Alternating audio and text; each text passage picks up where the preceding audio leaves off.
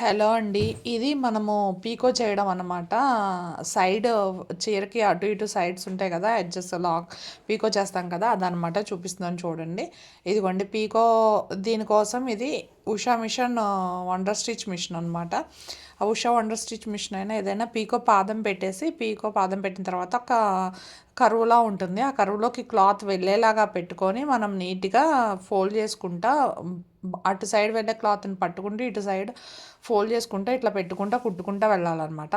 ఈ విధంగా చేస్తే పీకో చేయడం అవుతుంది. పీకో చేయడం అందరికీ వస్తుంది, కానీ పీకో నీట్గా చేయాలన్నమాట.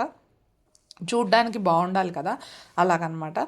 కొంతమంది చేస్తే సన్నగా చేస్తారు, మళ్ళీ తర్వాత కొన్ని రోజులకి పీసులు వచ్చినట్టు అయిపోతుంది కదా, అలా కాకుండా మంచిగా నీట్గా కరువు నీట్గా తిప్పుకుంటూ నీట్గా చేయాలన్నమాట. కొంచెం టైం పడుతుంది, ఒక 3 to 4 minutes పడుతుంది, కానీ నీట్గా చేసుకుంటే మనకి ఇంకెప్పటికీ ఆ శారీకి ఊడిపోకుండా ఎడ్జెస్ లాక్ రాకుండా నీట్గా ఉంటుందన్నమాట. ఇదిగోండి చూడండి, ముందు వెళ్ళిపోయేదాన్ని మనం చేయి పట్టుకొని నీట్గా పట్టుకుంటూ ఉండాలి. ఇక్కడ ఫ్రంట్ పెట్టేదాని దగ్గర పీకో కరువు దగ్గర మనం క్లాత్ అలా పీకో కరువులోకి తిరిగి చక్కగా పట్టుకునేటట్టు పెట్టుకోవాలి.